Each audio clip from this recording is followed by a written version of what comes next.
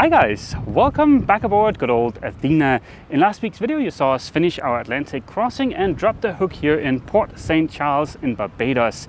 Today we're going to head south to Bridgetown and then we're going to start taking a closer look and explore a bit of Barbados and maybe some of its history. My name is Mess, this is my wife Ava. I've spent the last 5 years on a somewhat extensive refit of our 1987 Warrior 38 named Athena. That was a DIY fun-packed adventure complete with a very extensive osmosis treatment, building a new rudder using vacuum infusion, rebuilding the entire deck, gutting and subsequently rebuilding most of the interior, painting the topsides, and a ton of other projects. The summer of 2021 we started cruising full time. Now we're finally ready to begin our adventure. If we take a little look at the chartboard here, I can show you where we are and where we're going. As I mentioned, we're up here in Port St. Charles and we're heading south to Bridgetown on the southern part of the island, but this sail is only about 12 nautical miles.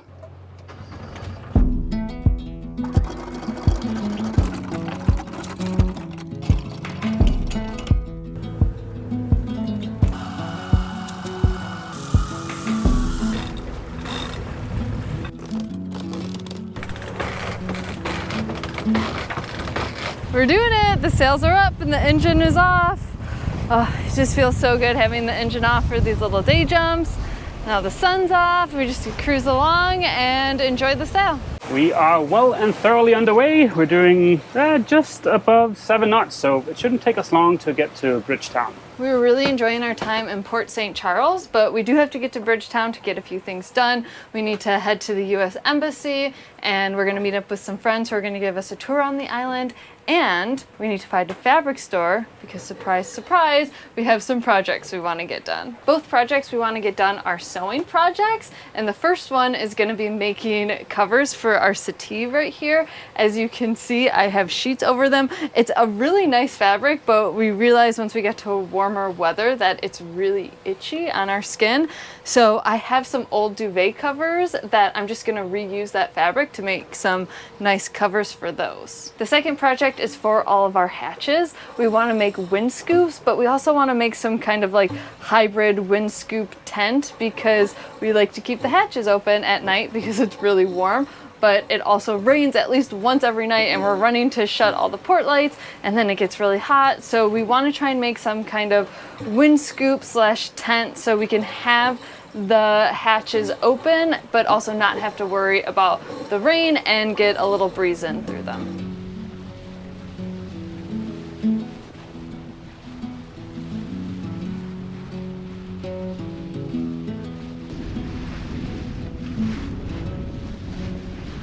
We just made it to Bridgetown, and as we were anchoring, some really nice guy came up and offered us a mooring ball for $15 a night.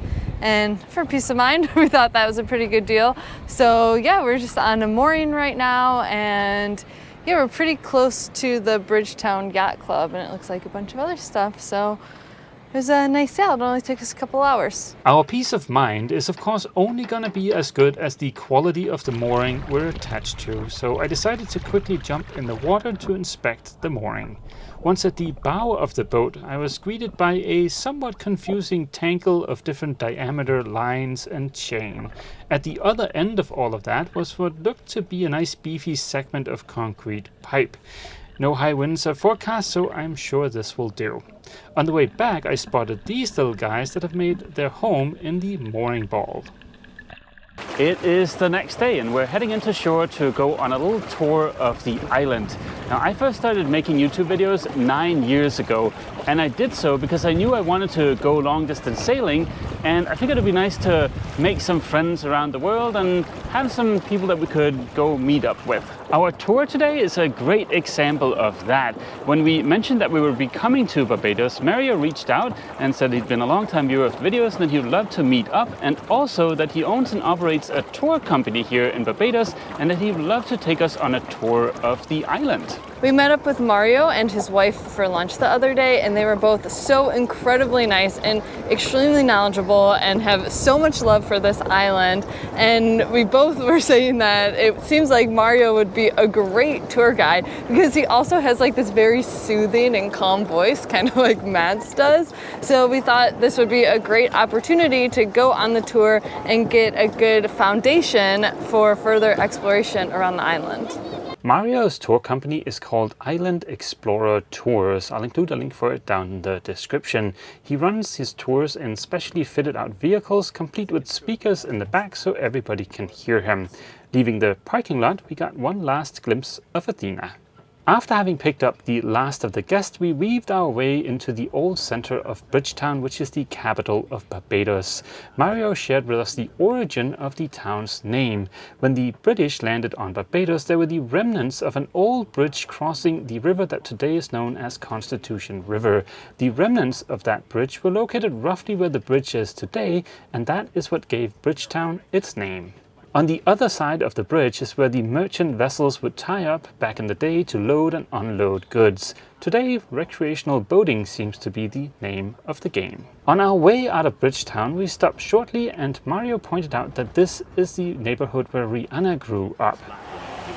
We're very, very proud of our Rihanna. And in fact, guys, And thank you to that white van for blocking the view. We continued up the west coast of the island, passing both by hyper-expensive real estate and fish markets. Mario pointed out this breadfruit tree. The fruit apparently is very similar to potato. I immediately added it to my must-taste list. A little further up the coast, we passed right through Spitetown and the caboose from last week's video. Today, though, it seemed to be open. As we drove across the island, we got to see some agriculture, including these very cool sheep, which Mario told us is a crossbreed between African and Australian sheep called black belly sheep. They're very well suited for the climate on the island and are apparently also very tasty. We just got to the northeastern part of the island, and as Mario, our guide, said, it's called Down Behind God's Back, and it is completely different to the other part of the island. It's definitely more rural, everything's spread out, and as you can see, the coast is just like a little bit more dramatic, maybe a little too tumultuous to bring Athena over here. During this stop, we got to see what the majority of Barbados is made out of. The island is not volcanic like the other islands in the Caribbean, but rather is formed from old seabed, as you can see here by the bits of coral. The tour continued along some slightly less than completely flat roads and brought us up high to an excellent viewpoint where we could see a large chunk of the rugged east coast. It was also time for a little drink and snack break. We're having a little drink pit stop. We're having some rum and sorrel, which sorrel is a little bud from a plant here that's steeped for a while. And then, yeah, they make it into a mixed drink. It's usually drank around the holidays, so it's a little Christmassy drink. Oh yeah, that's really good. Got some sugar cakes made with cane sugar and coconut. And we have what we call guava cheese. Has nothing to do with cheese, it's just what we call it. It's made with guava and cane sugar.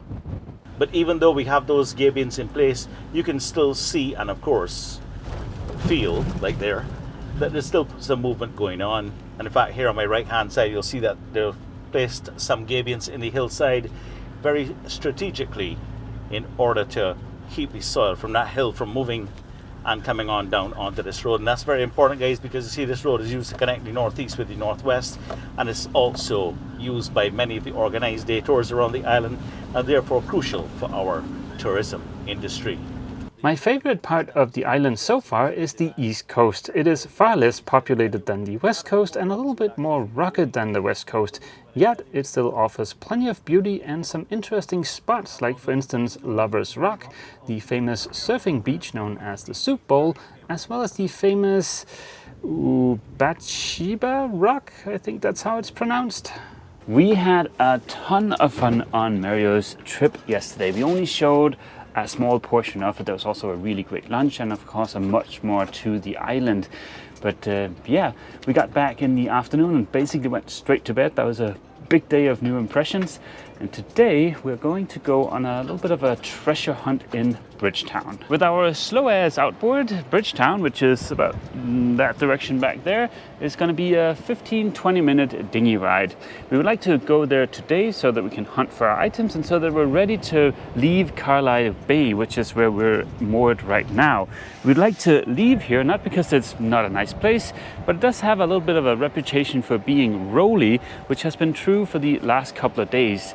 And also, the only way to go ashore here is to beach your dinghy, which that's not the end of the world, but the waves are breaking on this beach, so it makes for a little bit of a wet dinghy experience. Ava needs to find some elastics for one of her projects. We want to see if we can find some fabric for making a wind scoop, and I want to see if I can find a few doohickeys for our dive compressor. There are only two connections that I'm familiar with for connecting scuba gear. One is Dean and the other is yoke.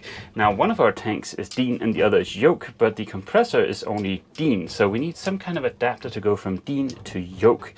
And also, the compressor lives here in the technical compartment, but I'm not too keen on breathing highly compressed diesel fumes. So it'll be nice to take the air intake and move that outside of the boat. And if we can find some kind of threaded fitting to go onto this guy here and then a bit of hose that matches that fitting, then we could move the entire air intake outside of the technical compartment, thus giving us a nice fresh air to breathe. Let's get ready to go on a little bit of a treasure hunt and see if we can find our items. I know Ava's also prepared some historical facts or historical stories about Bridgetown. Ow, ow! We're only going 1.5 miles today, so the fact that we top out at 3 knots is not the end of the world, but I think next season we're going to be in some remote anchorages where we're going to be dinghying a lot further, and for that, well, I think we'll have to get a more traditional gasoline 2 or 4 stroke outboard. As Matt said before, this bay is Carlisle Bay, and there's actually quite a dramatic story as to how it got its name. We haven't found an official dinghy dock, but we tie it up right here, just after the famous Bridgetown Bridge. Back to the whole Carlisle Bay saga, as Mario was telling us, Bridgetown was not always the capital of Barbados. I know, it's crazy. It actually used to be Holetown, which is a little bit further north, because when John Paulo back in the 1620s was sailing from Brazil back to London, he accidentally veered a little bit off his course and landed on the shores of Holetown. John Paulo checks out Barbados, then heads back to London and goes to this guy, William Corteen, who was a merchant who bought the first boat for him, and was like, listen, William, there's this place called Barbados. The Spanish and Portuguese, they were there, but they don't really seem to care about it. I think we can make a bunch of money. So William Corteen was like, I like money.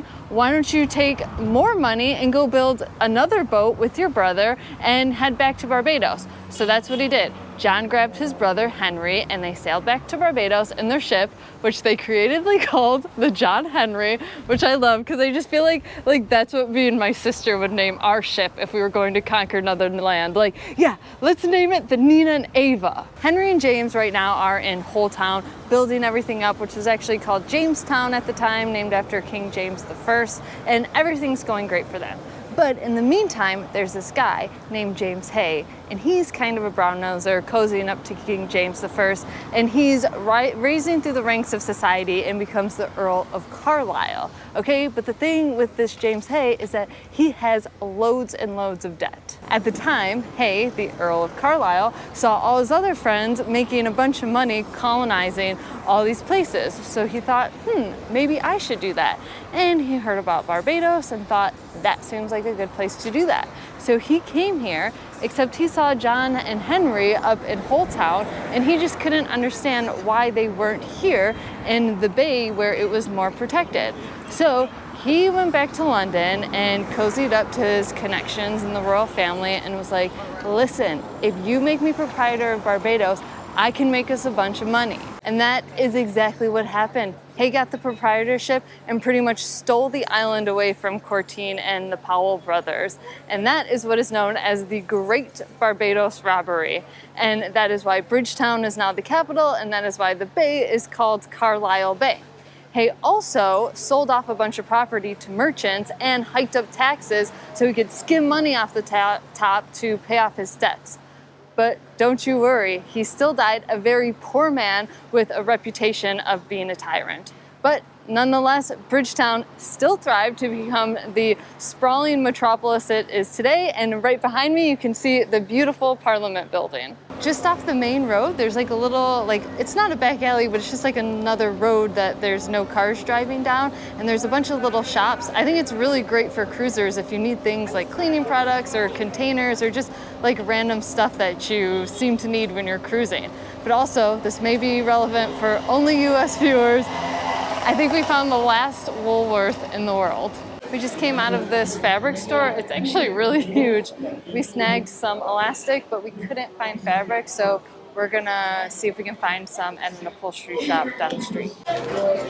Thank you. Thank you. We did not succeed in finding fabric, but we did succeed in finding mangoes. It's mango season. They're everywhere right now. Just when you thought Barbados couldn't get any better, there's a craft shop. I just picked up some yarn so I could finish up some Murgles. So far we've struck out on the fabric for the windscoop and for the hose barb fittings for the dive compressor and also the hose. But in Hazel's dive supply store here behind me, I did find the Dean to yoke adapter. So far, so good. Our friends aboard Westwind, who we met in A Coruña, they were here in Barbados for a while, and they highly recommended we come to Jenny's for some classic Barbados food, and they were not wrong. It is so good. We just ran in there to grab some afternoon snacks, and she had some fish cakes that were to die for. We're back in the dinghy, heading back to Athena, but not without first a stop at Chefette, another little local intel from Mario, who told us that they are known for fast food done right. And they are. We had some chicken the other day. It was very good. But today we just picked up some milkshakes. We made it back to Athena just as it started raining. Now today was only a partially successful outing. I'm really glad we found the Dean yoke adapter. I thought that one was going to be impossible. And I think Mario is going to take me treasure hunting Monday for the hose and the hose barb. So fingers crossed. Now Ava has her first scuba certification lesson next week, so I think we're going to bring the boat back up to Port St. Charles, and while she does that, well, I'll figure out something else to do. We hope to see all of you guys back here aboard Athena next week for yet more cruising fun. As always, feel free to leave a comment down below, and don't forget, if you've enjoyed this video, please remember to leave a like. See you!